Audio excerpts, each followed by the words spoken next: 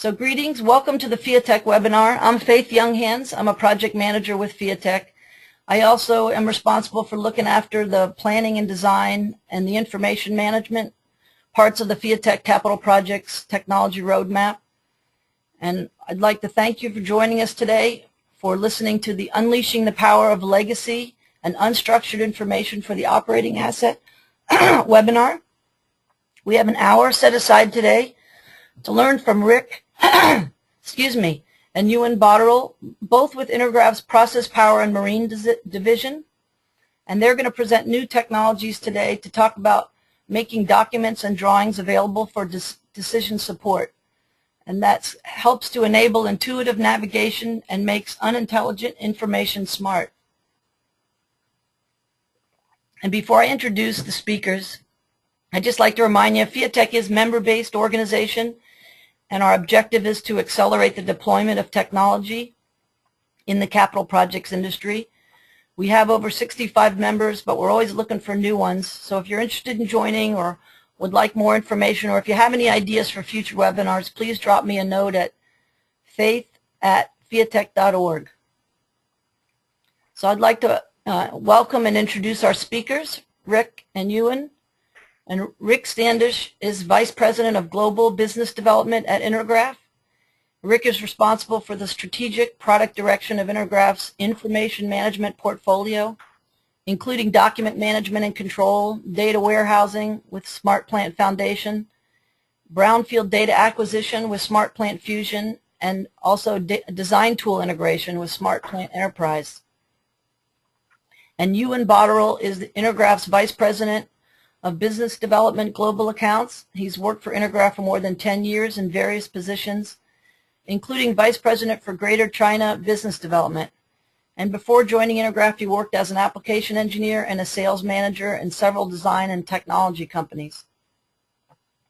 So Rick and Ewan, take it away. Thank you. Okay, thank you.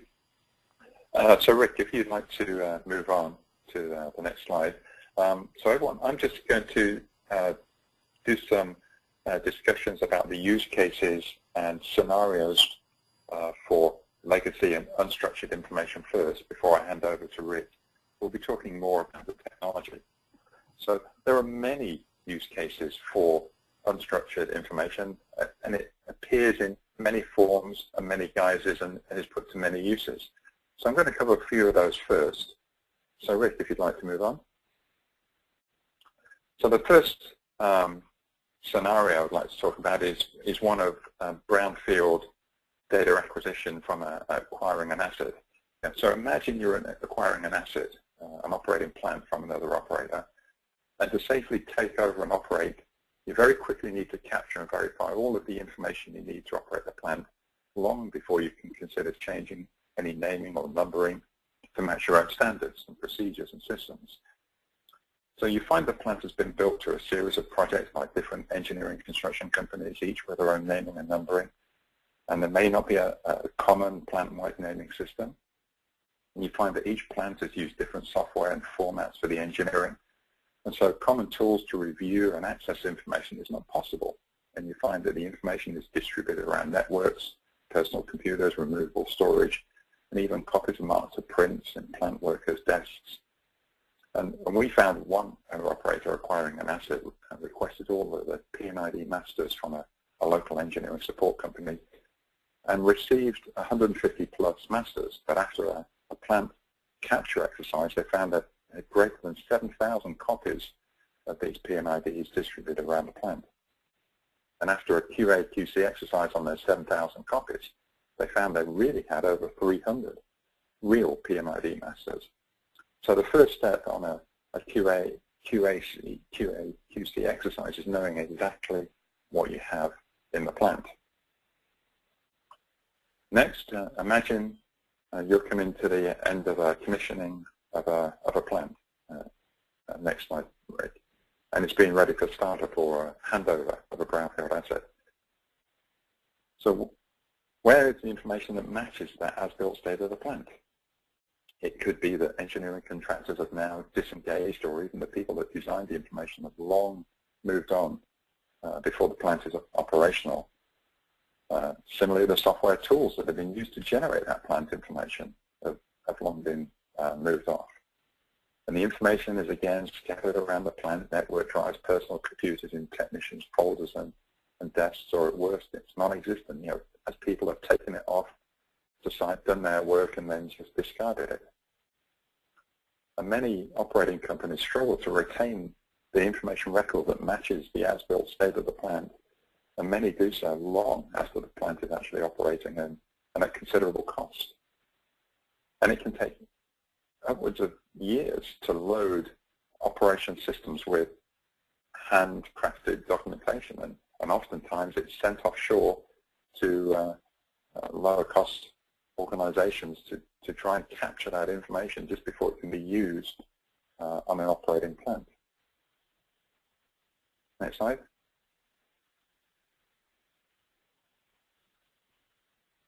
Another scenario maybe, imagine you're a plant shift manager and it's 2 a.m. in the morning and the alarm on plant is tripped, and now there's a rush to find the cause of the alarm and any potential remedy.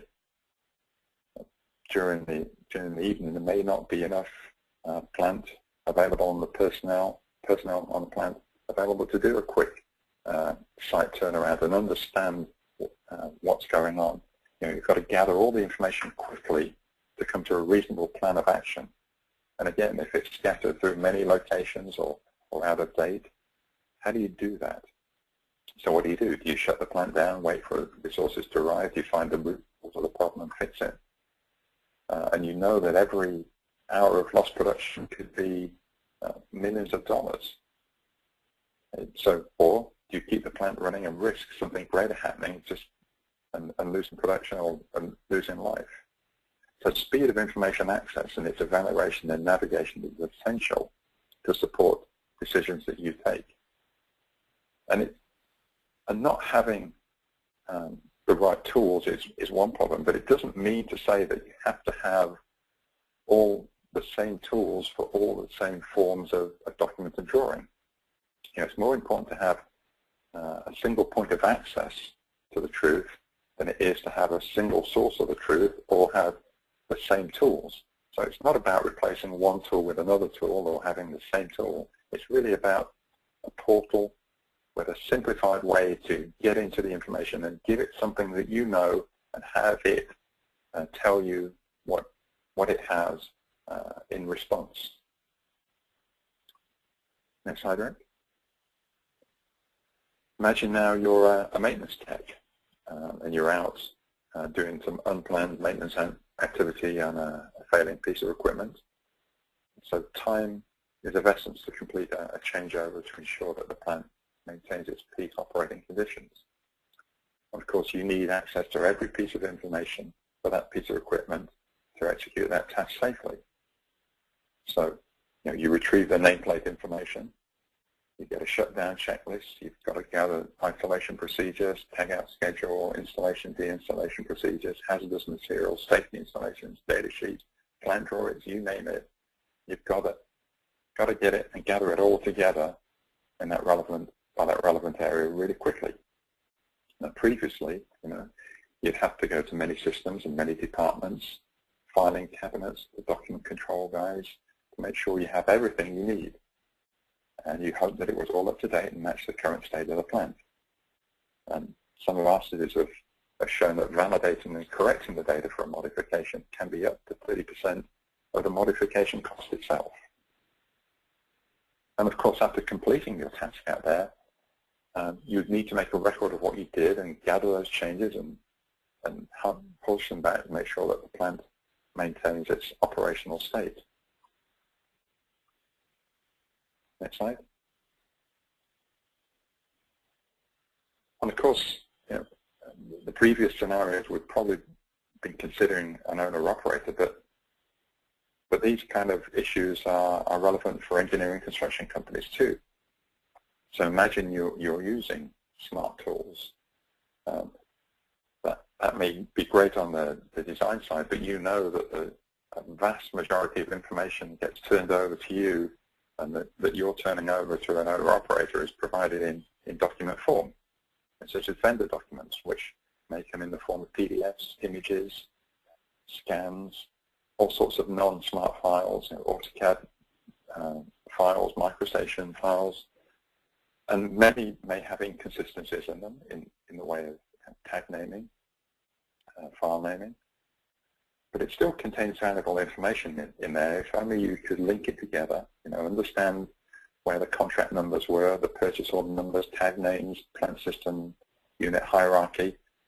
If you could get at that very quickly and extract it and link it together, it would make it a very valuable resource, not just in its own right, but also linked to the smart engineering data that you're producing for that project as well. So wouldn't it be great if you could find a way that sits there and watches for this new information coming in to your organization from your outside suppliers, reads it, assembles it, assimilates it, corrects it if necessary, looks for tag names and numbers if they're incorrect, aliasing them, and then linking it to the record that you're producing in your own engineering shop, so that it all becomes a single point of access to this uniform information source. And it might not be, next slide, Rick, it might not be that you're an EPC working on a greenfield project. It might be that you're working on behalf of an owner-operator on a brownfield project, providing engineering services for re-engineering, turnaround studies, things like that. And previously, what would happen, you do a walk down on the plant to make sure that the information you were given matched what you'd received, so matching the information to the actual plant. Because clearly, what you don't want to be doing is doing a bid on a plant based on just the information alone if you know that it doesn't match the real true state of the plant. So what you want to do is get out there and find out what's going on. Well, clearly now that presents you with not only a cost and travel issue, particularly if it's an offshore asset, but also presents you with the risk and exposure of being on potentially an operating asset. So what you'd like to do is understand what's out there now, what matches the drawings that you've got, and if they do match what you've got, so it's lining up that as is and as exists world to have a true picture of the as-built state of the plant, so you can confidently bid on a project and not risk the cost or exposure of people to hazardous situations. So there are a number of scenarios there where getting hold of the legacy information is really important. And not just getting hold of the information, being able to index it together, link it together, and build it into a single seamless whole. Next slide, Rick. So as well as those scenarios we just talked about, there are many other ongoing initiatives that both engineering companies and owner-operators implement to improve productivity of the plants and the effectiveness of their resources, such as inspections, plant change management, training, safety, turnarounds, vendor supply information, change control, debottlenecking studies, the list goes on. Many of those initiatives could be, of course, addressed by standalone applications that you can buy today, and there's no doubt of that. But can a single department justify the cost or purchase of one of these systems by increases of productivity, a reduction in downtime, and improvement in safety and hazard readiness? And I know that that the information that's required for these initiatives is not easily accessible today. When it's located, it's often duplicated in many systems. And then we know that many customers say, well, it's quite easy to consider buying a system and doing the cost justification of a system. But then we have to load it with the data and the documents to make it worthwhile. And oftentimes, the cost of loading the data can far outweigh the cost of the system itself. And that becomes increasingly compounded when you've got multiple sources of that documentation and data around the organization. So again, it's about understanding the quality and integrity of the information you've got, making sure that it matches the plant, making sure that you know exactly what you have and what the state and status of it is, but also that you've got a single source of access to that, a single point of access to all of that information, all linked together. And that's really what we've been considering with Smart Plant Fusion. It's a way to very quickly gather and organize information that has come from many unstructured sources, those sources which aren't the smart design tools, and understand how it's linked together. So, next slide, Rick. And again. So we know our world is not a perfect place. You know, as much as we'd like to think we're at the forefront of technologies, you know, often we're held back by our legacy systems of processes and the information that's being created by them. And we'd like to operate and execute on data-centric systems and reap the benefits and project execution and operations around information availability, control, and consistency of those types of systems provide us. However, we know that these systems can't cover all the information types, the information we need to perform our jobs and meet our business commitments. And it's a fact that we have to deal with information in legacy formats, which are quite often unstructured and purposely being extracted as non-intelligent deliverables to meet lowest common denominators or have convenient formats for sharing between parties. And it's also a fact that legacy and unstructured data will always be a constant factor in our organizations and day-to-day life. Next.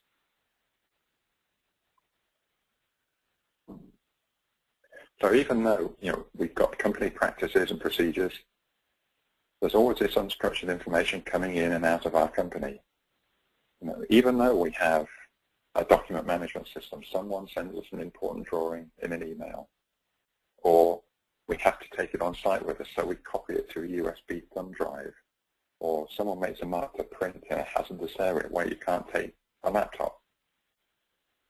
So to cope with the myriad of information sources, we need systems to be able to handle both the structured, you know, the systems we have today, and the unstructured information in a managed way. So it's not about getting rid of unstructured information, it's about managing it in a more efficient manner. You know, many customers today have structured systems and methodologies for handling structured data. Unfortunately, the unstructured data, handling that has now been, up to now, been really difficult.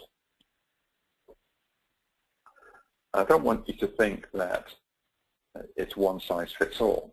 So next slide, Rick. Information formats, quality, and integrity falls within a wide spectrum. Let's call it a spectrum of content integrity.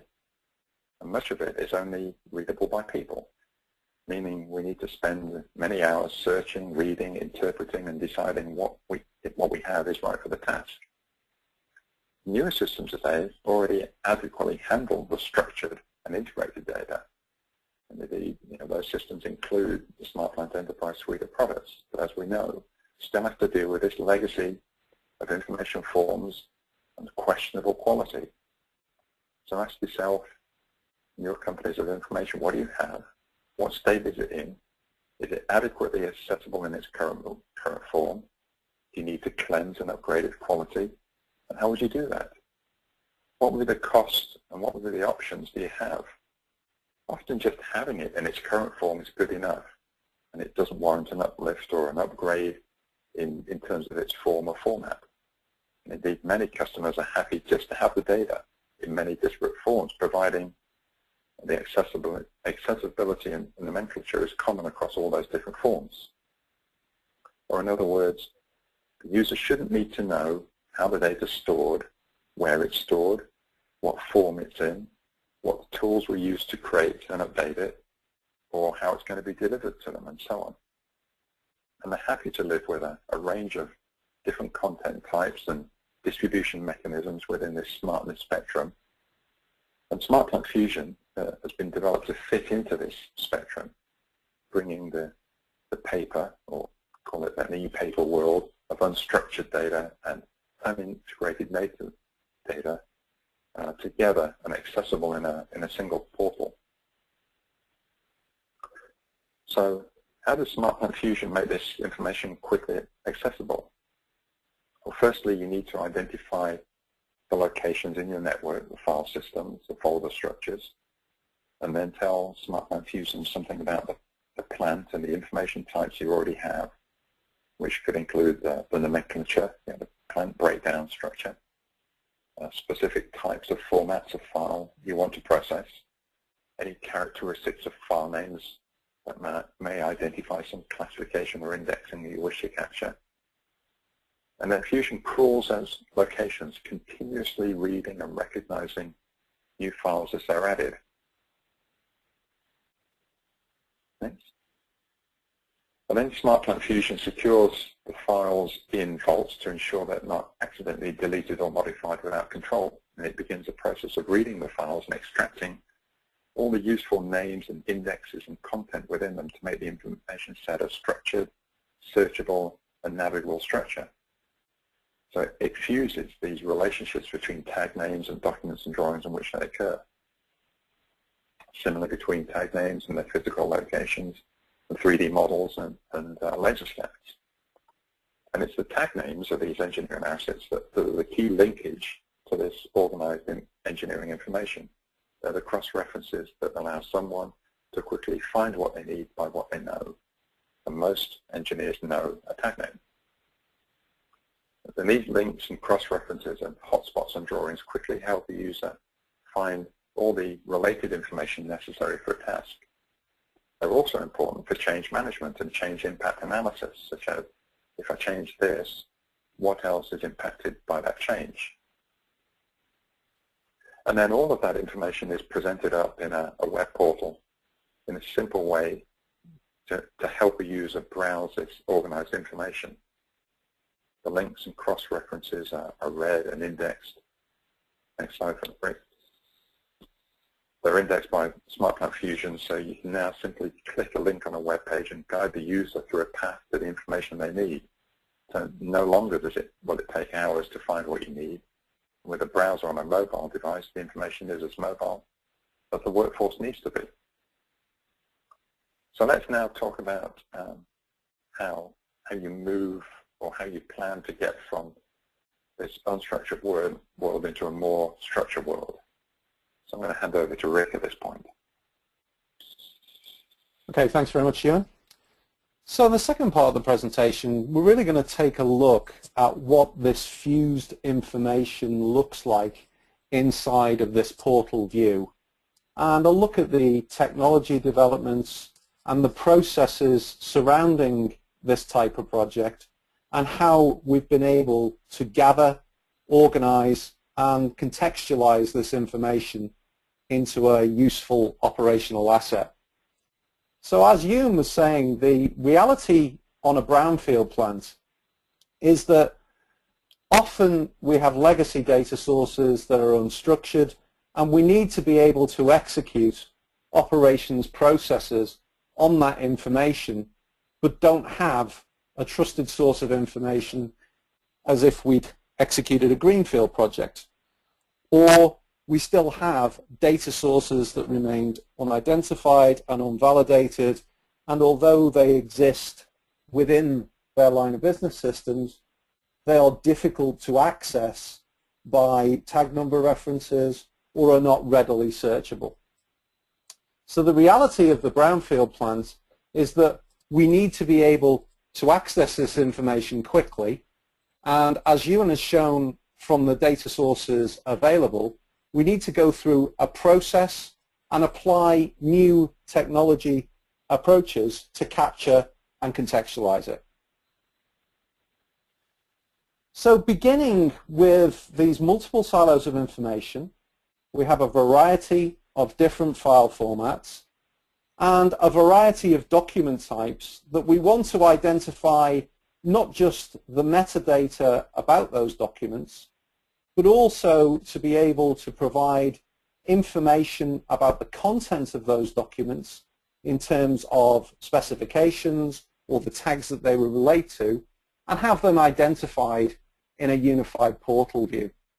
So really the process we go through is, first of all, being able to capture that information rapidly and simply in situ. And actually a lot of the value propositions for such projects are simply to be able to know where all of these pieces of information are, even without having the content index linked. The second stage along creating an integrated operational asset is to be able to sort out from this myriad of data what the true masters of this information are. If we scan multiple locations, we will often, over the lifetime of a plant, get multiple revisions, or worse still, get the same revision of an engineering deliverable that is supposedly representing an engineering baseline that actually conflicts. So on projects recently, finding 10 revisions, 6 of a document, and actually 3 of them are all current at the same time and all different. They've all been taken out into the field, they've been marked up correctly for changes that have been made, and have not been returned and consolidated into a revision 7, for example. So we need to be able to represent the true as-is picture of the operational asset. And again, a major part of the value proposition for such projects is to identify where the data at hand that purports to relate to this as-is condition is actually in conflict, and how we take it to resolution. We then need to be able to link and cross-reference this information. So rather than accessing documents by a document number or by a free text search, we're able to relate the documents back to their original design or maintained intent and search by the tags that are contained within them, the purchase orders that generated them on supply, how they were commissioned, and so on. And that only then can we use that as the basis for a quality assurance and quality control procedure, and ultimately to repurpose this unvalidated and largely unquantified set of data into a truly useful operational asset. So in terms of the way we position our particular tool set, the first 3 pieces of that are what we do with a product called Smart Plant Fusion: the capture, the identification and sorting out of the masters, and the linking and cross-reference of that information, and that hands-on to the owner-operator systems to ultimately repurpose this data for the run and maintain life of the asset. In doing so, and in creating this Fusion product, we ran into some interesting technology challenges and new ways of thinking about how we wanted to position our information management solutions. And we'll run through some of those with some examples as we go through the rest of the presentation. So let's first of all take how we capture that information. We start with multiple locations on the plant. These can be everything on one project at the moment, from microfiche with holorith data through to engineers' file cupboards, through to servers and desktop PCs. And once we've identified all of these information, and most importantly the nomenclature or numbering systems that do exist or have previously existed on both the plant and projects and from the companies that are handing over data to this, we run an analysis on what we find in those locations and initially just capture as a prelude to linking that information. Ultimately, what we need to do is extract the value from those documents and to link that information back together to a representation of the digital plant, which is both simpler to navigate and provides powerful contextualized searches for the end user. So the first part of this puzzle is really, what can we extract out of these deliverables, out of these documents, in order to start reconstituting this as a representation of the as-is condition of the plant. So first of all is how we crawl for this information. There are various levels that we may begin with.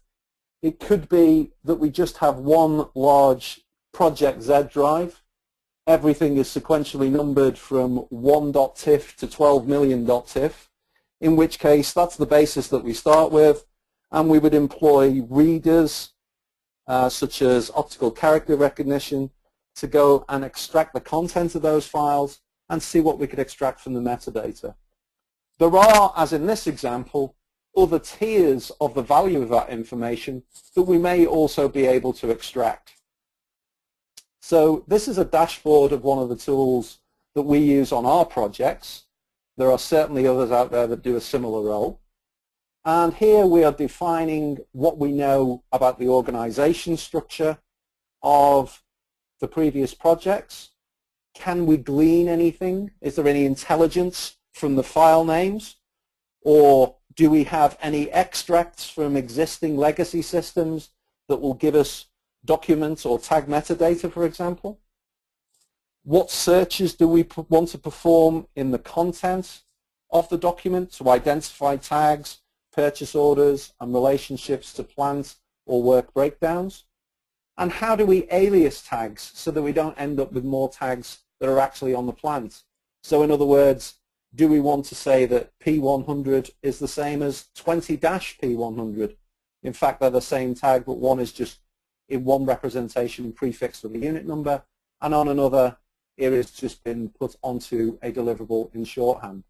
So I'll just run through one simple example of creating a rule in how we would capture AutoCAD files, for example. So I'll go into a dashboard. In the top right-hand corner, you will see documents, which are example file names.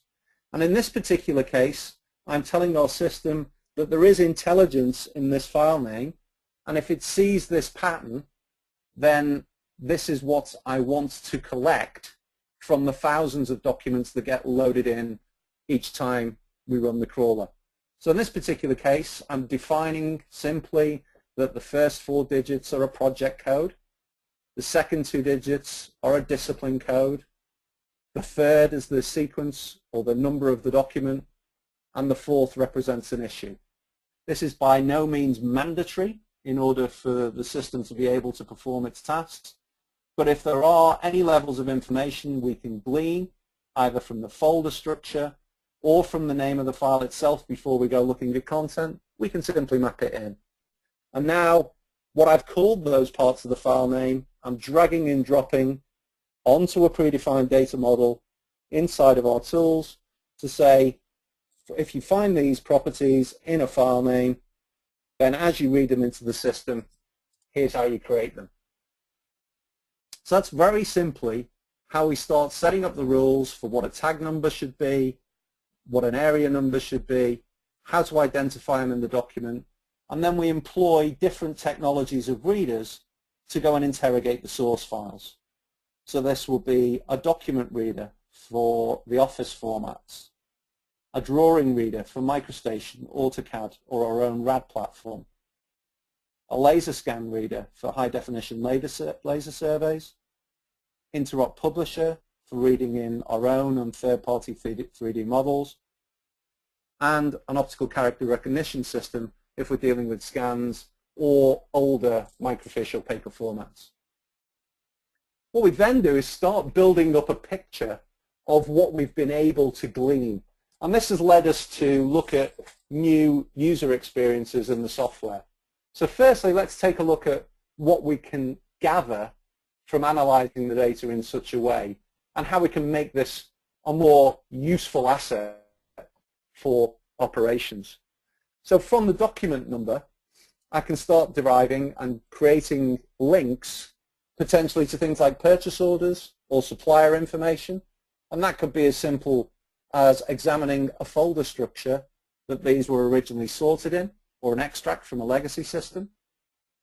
In this particular case, I've got some limited intelligence in the file name, and we can codify the readers to go and search and look for that information when we get a pattern that matches from examining the file name structure. We've then got the tags contained and the metadata on those tags from the content of the files.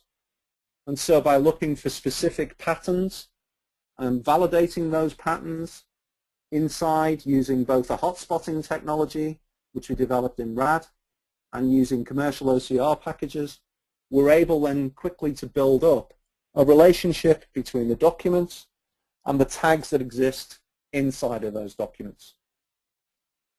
Because we use an object management engine, we can also cross-reference back and maintain and link all these relationships so we can navigate these in a portal later. So it is by all means multi-directional. So if I then, in this particular picture, say, tell me everything I know about 77 PA 4534, then I can see a list of documents related to it. I can see what those documents were classified, where it exists in the plant breakdown structure, and so on. All by repetitive analysis of rules that we've built up inside of the system. Being able to navigate this before we've started looking for the master information led us to look differently at the way we want to search for information.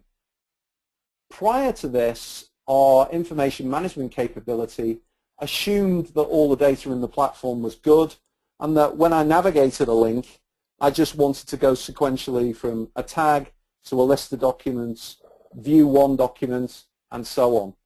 What we needed to do here was to look at hundreds, possibly thousands of documents that were loaded in a batch, have them all on screen at the same time, and start making workflow decisions made from what I've been able to recover from the crawlers. And so here's an example of how we now search through this information when the readers have brought it into the platform. So I'm finding the last batch of documents I've brought in, find me anything that was found with that 77 unit prefix, and then I can simply swipe through and look at metadata associated with these documents. We've changed it to a thumbnail and a filter view, so I can quickly see what I've brought in from each document type. So I can see equipment data sheets here, or filter for P&IDs. I can sort and categorize on latest revisions and major revisions of documents. And from a first instance, there is a massive value proposition to an operating site just to be able to quickly find this information and being able to view it in real time. Well, that's only part of the story of dealing with this Brownfield information. I then need to go and interrogate the masters and sort out from this mass data set that I've now brought in and partially recovered the indexes from, what's actually the master information. So this could be multiple formats, but it could also be multiple statuses of the formats. Some of the things we are able to categorize automatically. So we may have information that tells us what's been superseded. We may have a rule on the project that says sort by date or sort by revision number, and we're able to knock out some of the ones that we can codify. But equally, what we need to do is understand where there are conflicts in the information. And this is an engineering decision about which represents the as-is condition of the plant. It may require partial walkdowns. It may require engineering expertise to understand what we're seeing in front of us. We're not trying to automate the engineering, but what we are trying to do is remove all the man-hours and necessity for searching through this document store to represent the candidate information that you can then take intelligent decisions on. So you're able to find these documents that are in conflict quickly, assess them against the true condition of the plant, and assign or maybe invoke a change management procedure that now creates a new version of the document that forms part of the initial stages of that quality control. So that's what we mean by being able to identify the masters, and it's led to new work processes in our IM solutions to assist and reduce the man-hours required for such a task. We then move on to how do we link and cross-reference this information. So for some time in information management capability, we've been able to hotspot schematics and link tags, and we've been able to hotspot representations of equipment and instruments in 3D models and be able to have bidirectional navigation of that. For a brownfield plant, we can't guarantee that a 3D model even exists, but if it does, we can't guarantee that that is up to date. And so with a relationship with our sister company like Agea Systems, we're now leveraging the power of laser scans and using a digital representation of the plant and linking it to what we've been able to capture in the fusion process to provide a true as-is condition. So taking these high-definition laser scans, turning them into a streamable format, such as TrueView in our particular case, taking the same index of tags, instruments, document types, document numbers that we've found from our fusion process, and then running automation on this so that we can link the document to the location on the geotag. And so to illustrate that, I'll take one of the projects that we've done with this technology. This happens to be an FPSO.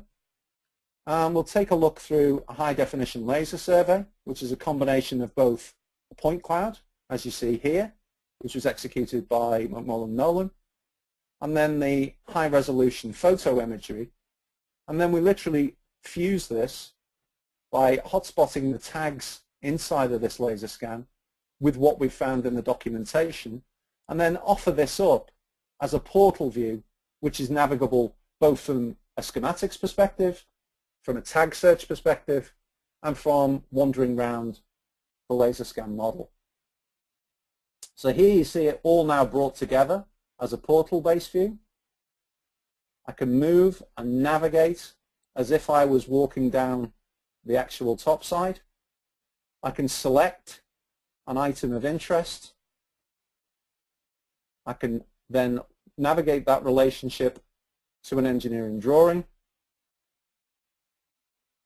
In this case, bring up a schematic where that tag appears.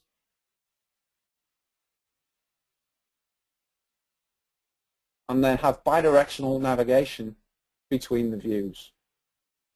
And all the time, I'm able to quality assess this information against my QA/QC procedures going into operations. So really, the value proposition in bringing together these technologies is to reduce the time spent finding information and qualifying that information.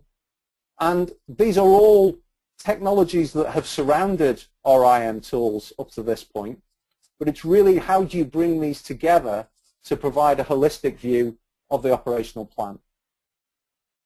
So in a traditional sense, we have all that information lying in multiple systems, in multiple formats, and it is difficult, even if it's contained in document systems, to be able to go and find the complete history and the complete design intent and engineering baseline of an asset from that myriad of information.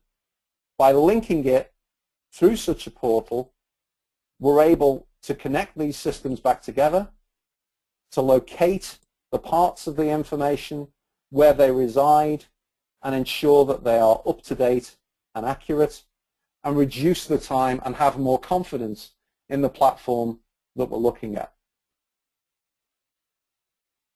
So bringing this together in a portal view is part of two propositions to the end user. One is being able to look at integrated design data from intelligent design systems alongside previously inaccessible or at least difficult to find legacy information in one view. Being able to compare that with the as-is condition of the plant, being able to search across documents that are being handed over from both intelligence and non-intelligent sources, and having a single place to be able to interrogate that information. This both saves time and certainly in the case of what we're working with in offshore, provides less exposure to the on-site risk of going and validating that information. The other proposition to the user is being able to provide KPIs and metrics on the data that you've found.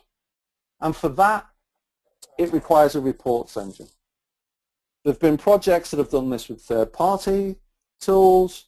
We've embedded our own business intelligence engine in here to generate things like load reports of what we've been able to find, to have tag equipment registers, document lists, relationship lists between tag and documents, exception reports for where we don't see the same physical asset in multiple design sources. And let me just take you through a brief tour of how that looks like. Part of what we need to do with representing these KPIs is make it as simple as possible to use for the end user to mine all of this information and to provide an environment where they can really focus on the asset that they're looking for. So here's, from a Fusion load, a graph of the major equipment that we found by tag. We could export this as a register. We could take this into Fusion main and look at the equipment index, or simply we can provide graphical aid to be able to interrogate this information, see the quality of the data that we found, and see how many of each type and how many of these relate to a document, all from a self-contained user experience that doesn't require you to learn an IAM platform or an information data warehouse. So in summary, what we tried to do is take legacy data in context by applying existing technologies, fusing them together with some of the new opportunities that we've had with marrying up with our sister organization from the laser scanning side to provide a context on the data.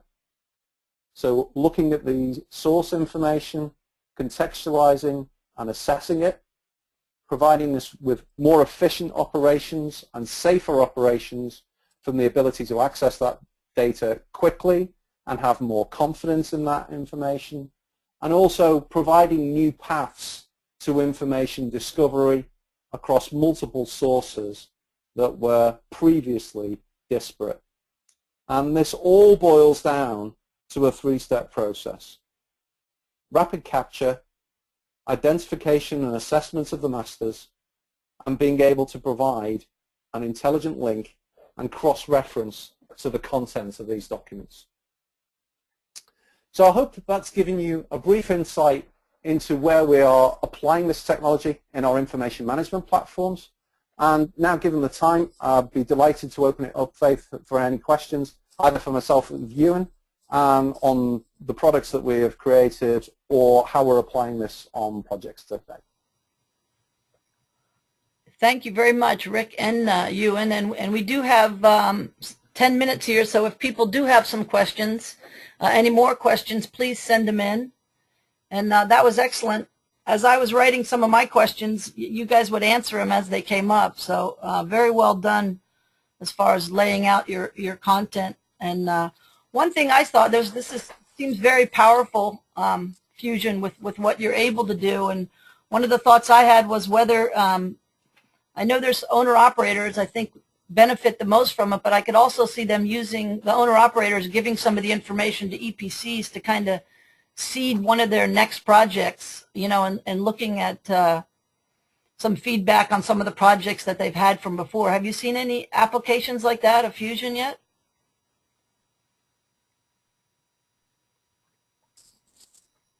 I don't know if that's to Rick or Ewan. You guys.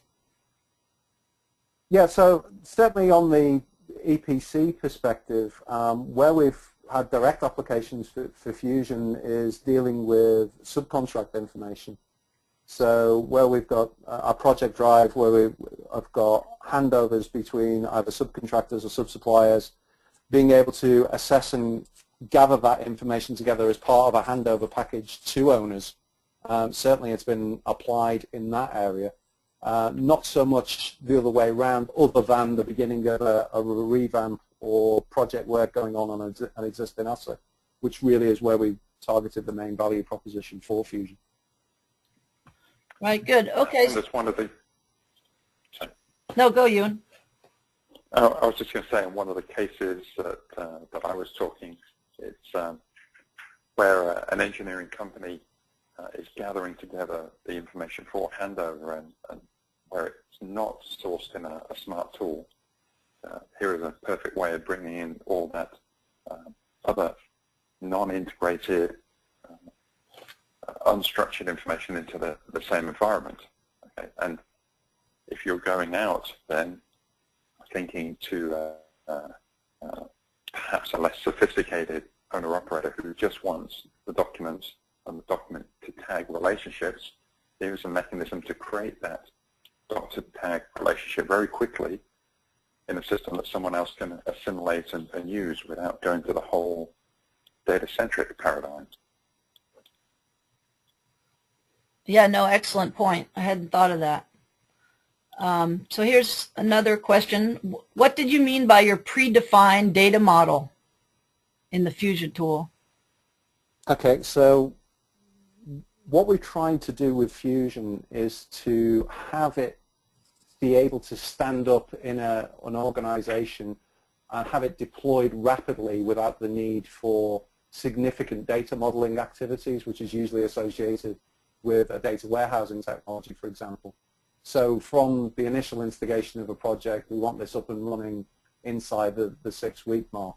So we deliver a simplified, predefined model, which is extensible, but covers the main focus of what we presented here today, the ability to capture the initial tags, to classify them, to classify documents, and then by simply naming the properties that you want to bring in and mapping up to this simplified structure, you can get going and capture this information quickly and then provide the extensibility later on down the project. So it's really a rapid template to start a Fusion project and to bring this information in without having multiple cycles of design work before you can get going. Is there anything you wanted to add there, Ewan? No, but I think you captured it well there. Okay, and then where do you see Intergraph going with this Fusion product? The idea of the spectrum data moving towards integrated data.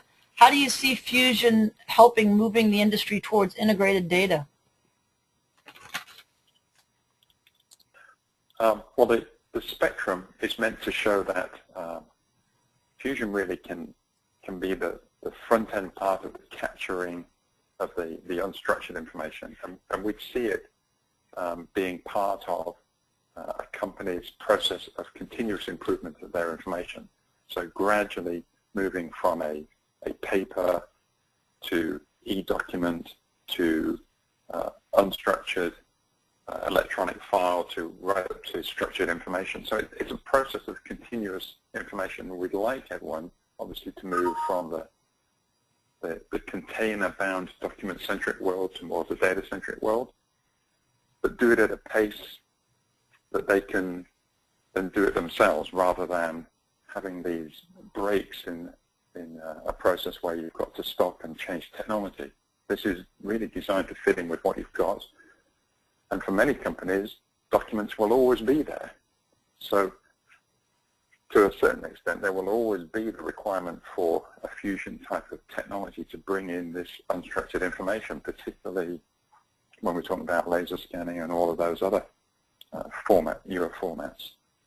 So it fits in both in a let's get started process as well as a let's keep it going, let's enhance what we've got, and also let's put a mechanism in place to continuously take in this stuff that with the best one in the world, we'd like to have everyone using our same naming and numbering, but the smaller organization may not be able to afford that technology, but they still need to be part of our supply chain. So it's a necessary adjunct to data-centric technologies, we believe.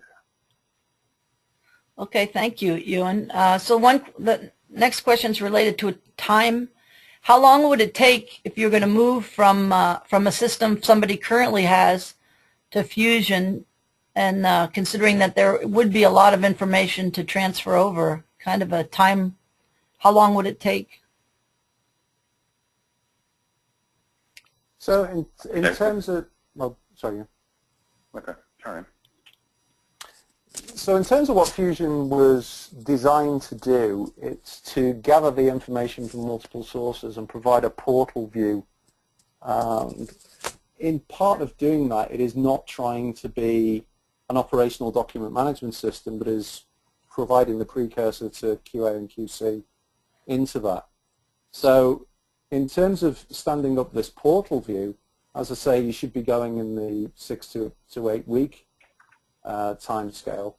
And for a whole asset, we've had projects that run in the 10-month time scale to actually A, find, and B, acquire and index that information as you go through.